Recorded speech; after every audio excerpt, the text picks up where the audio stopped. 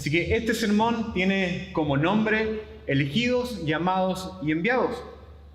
Y yo no sé cuántas personas serán buenas para ver series, o si es que alguna vez han visto una película basada en esta temática, pero hay una serie llamada Vikings en Netflix que trata básicamente de dos grupos de personas, que por un lado están los vikingos y que por otro lado están los reinos de Inglaterra. Y los vikingos buscan conquistar Inglaterra y los reinos de Inglaterra buscan tener el poder por sobre todos los reinos. O sea, tienen la misma ambición. Y otra cosa que tienen en común estos dos grupos de personas, estas dos comunidades, es que ambos tienen a un rey, ambos tienen a un líder que los guía para expandir este reino y lograr sus objetivos. Y asimismo quisiera que hoy pudiéramos llevarnos para nuestros hogares lo siguiente: Jesús sigue reclutando personas para traer nuevas personas a su familia, nuevas personas a su reino. Y para entender de mejor forma este mensaje, veremos que Jesús a ti te elige, veremos que también Jesús a ti te llama y veremos que a ti Jesús te envía.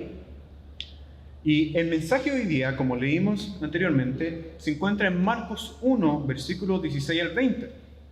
Y para contextualizar un poco quién escribió este libro, no fue un discípulo de Jesús, sino que fue Marcos, quien era un seguidor de Pedro y considerado por el mismo Pedro como su hijo en la fe. Y Marcos escribió este libro a través de las vivencias de Pedro con Jesús. Entonces, además recordemos que Pedro fue un discípulo y apóstol de él, que compartió con él, lloró con él, aprendió y sufrió por Cristo. Y este evangelio, al igual que los demás, son, como dice el pastor Zúñiga Michelin, son biografías teológicas. Y esto quiere decir que, en este caso, Marcos, el autor, escogió lo que él necesitaba para enfatizar un gran tema. Y este gran tema es: Jesús es el Rey Siervo.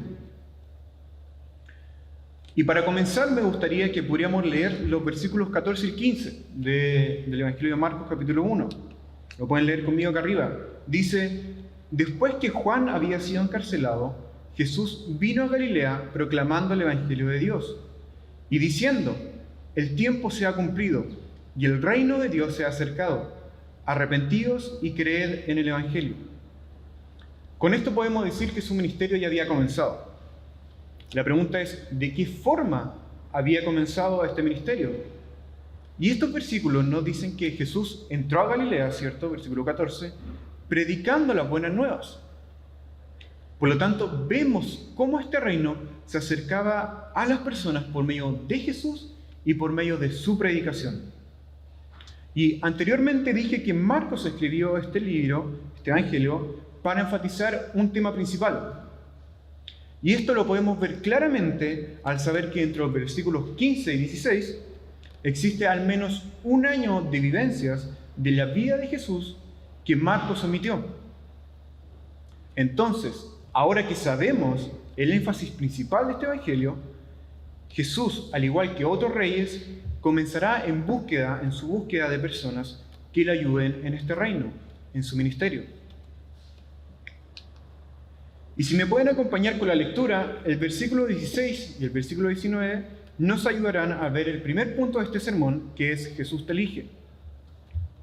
Dice así: mientras caminaba junto al mar de Galilea, Jesús vio a Simón y a su hermano Andrés echando una red al mar porque eran pescadores.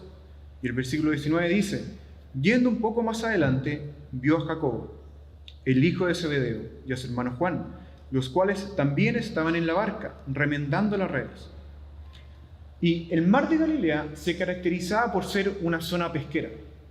Eso quiere decir que cuando Jesús estaba caminando junto al mar de Galilea, no solamente se encontraba Simón, Andrés, Jacobo y Juan, sino que había más personas realizando la misma labor que ellos, el mismo trabajo. Por lo tanto, algo que tenemos que tener en cuenta aquí es que Jesús no los eligió al azar, sino que Él los eligió porque el Señor ya tenía un plan para ellos. Y más adelante veremos cuál es este plan. Y otra cosa interesante que tenemos que saber es que antiguamente aquellos que querían aprender iban en busca de un maestro. Y eran ellos quienes decidían a quién seguir, de quién aprender. Pero en este caso, solo alguien con la autoridad de un rey podría elegir a sus seguidores. Y Jesús contaba con esta autoridad. Por otro lado, vemos que Jesús se fijó en personas comunes y corrientes. ¿A qué me refiero con esto? Que Jesús no eligió a personas más capacitadas social y religiosamente, como muchos esperaban, sino que eligió a pescadores. Personas que, en pocas palabras, no podían cumplir con este estándar social esperado. Y que, por otro lado, económicamente no podían ofrecerle mucho a Jesús. Entonces, ahora quiero que piensen en este otro grupo de personas que Jesús no consideró, que llevaban años esperando a este rey mesiánico, que reinaría con poder y autoridad. Estas personas, los fariseos, pensaban que tenían mucho que ofrecerle al Señor, mucho que ofrecerle a este rey, ya que tenían un conocimiento profundo del Antiguo Testamento y además colocaban un énfasis muy importante en que sus vidas se lleven de acuerdo a los mandamientos del Señor. Y al igual que en la época de Jesús, hoy en día aún existen estas personas. Personas que piensan que pueden acercarse a Dios ofreciendo cosas. Por ejemplo, acercarse a Dios ofreciendo lo siguiente: teniendo un buen comportamiento, siendo buen padre, siendo buen hijo, siendo ordenado financieramente, siendo un buen profesional, incluso siendo un buen cristiano. Pero la verdad de esto es que nadie tiene o puede ofrecerle algo a Dios. Porque no se trata de lo que tú o yo podamos hacer por Él o para Él, sino se trata de lo que Él puede hacer por ti y de lo que hace por ti.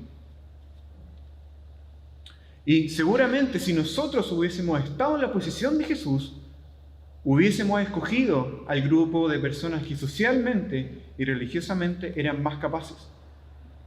Pero Jesús fijó su mirada en personas que no lo eran. Y un versículo que nos puede ayudar a reforzar este punto es 1 Corintios 1:27. Acá arriba sale: sino que Dios escogió lo débil de este mundo para avergonzar a los sabios, y lo débil escogió Dios para avergonzar a lo fuerte. Entonces, la pregunta que nos podría surgir es la siguiente: ¿cómo? ¿Cómo podríamos confiar en que este reino, al que también podemos llamar familia, crecerá o se extenderá con este tipo de personas? ¿Cómo? Y la respuesta a esto, queridos hermanos y amigos, es que Jesús es quien sustenta esta familia, no sus ayudantes, no nosotros. Y Dios ha diseñado un plan para hacerlo, para llevar a cabo todo esto. Un plan que comienza con una elección, luego con un llamado y que termina con un envío. Por lo tanto, esta es una muy buena noticia, porque lo que realmente permite que esta familia crezca es su poder, no nuestras capacidades, ni las cosas que tengas para ofrecerle. En otras palabras, no podemos jactarnos de que hemos sido nosotros los que escogimos seguir a Jesús, sino que tenemos que recordarnos que Jesús es quien nos escoge, pero que también nos llama y nos envía. Y mi segundo punto es precisamente este: Jesús te llama. Por eso ahora veremos los versículos 17 y 20a, para que me puedan seguir con la lectura. Versículo 17 dice: vengan, síganme, y yo los haré pescadores de hombres. Versículo 20a dice: vengan, síganme. Si logran darse cuenta, el llamado no es opcional. No les pregunta: oye, ¿quieren seguirme? Sino que se trata de un mandato. Y la manera correcta de responder a este mandato es haciéndolo radicalmente. Miren la forma en que Simón, Andrés, Jacobo y Juan respondieron a este llamado. Versículo 18: dejando al instante las redes, lo siguieron. Y el 20b: y ellos, dejando a su padre Zebedeo en la barca con los jornaleros, se fueron tras él. Si se fijaron, la respuesta a esto fue al instante. no titubearon ni tampoco se detuvieron para decirle a Jesús: oye, espéranos, déjanos terminar con lo que estábamos haciendo, déjanos despedirnos de nuestra familia, etc. No, fue al instante. Así de radical es seguir a Jesús.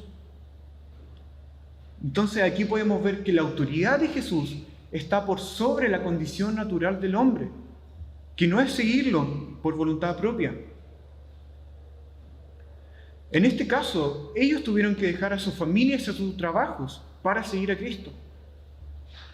Puede que para nosotros sea así, como también puede que no. Pero en cualquier caso, el llamado es el mismo. Seguirlo de forma radical significa dejar de lado todo lo que para nosotros, todo lo que para ti era importante, y para hacer lo que para Jesús era importante y lo que es importante.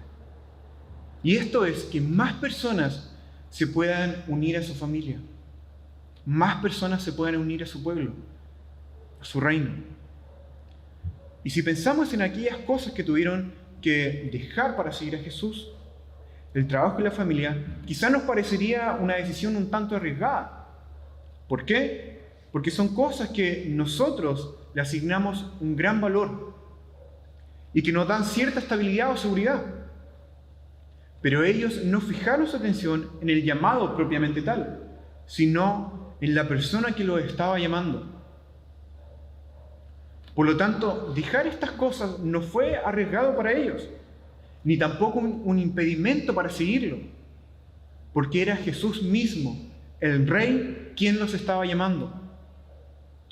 Y ahora, si piensas en tu vida y crees que tú has sido llamado por este Rey, ¿cómo has respondido? ¿Cómo has respondido a este llamado?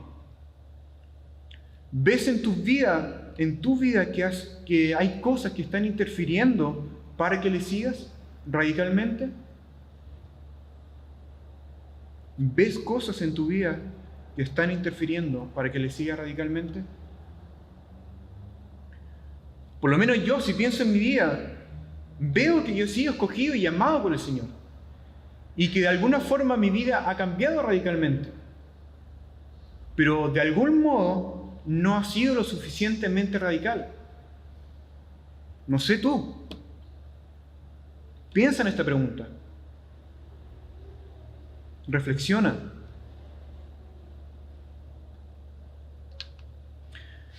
Y mi tercer punto, en este último punto veremos el paso siguiente a ser llamado, que es ser enviado.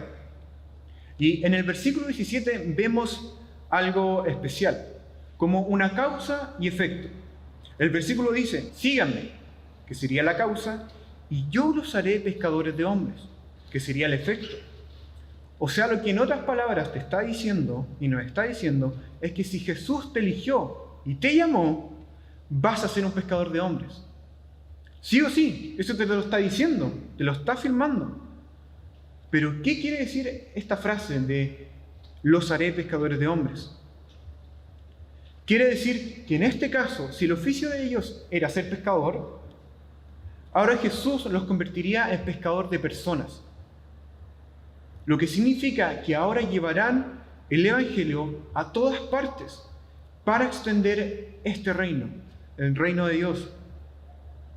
Y lo mismo sucede hoy con nosotros. Si tú, por ejemplo, ahora estás ejerciendo alguna profesión o eres estudiante, Jesús a ti te capacita para presentar el Evangelio a los demás. Y esto no significa necesariamente que debas dejar tu profesión, sino que desde tu profesión puedas convertirte en un pescador de personas. Si estás en el colegio, en la universidad, es lo mismo. Desde nuestros contextos es donde nosotros podemos ser pescadores de personas. Pero ¿hay evidencia de esto? ¿De que los discípulos de Jesús estuvieron pescando a otros hombres para el reino de Dios? Leamos Hechos 2:41,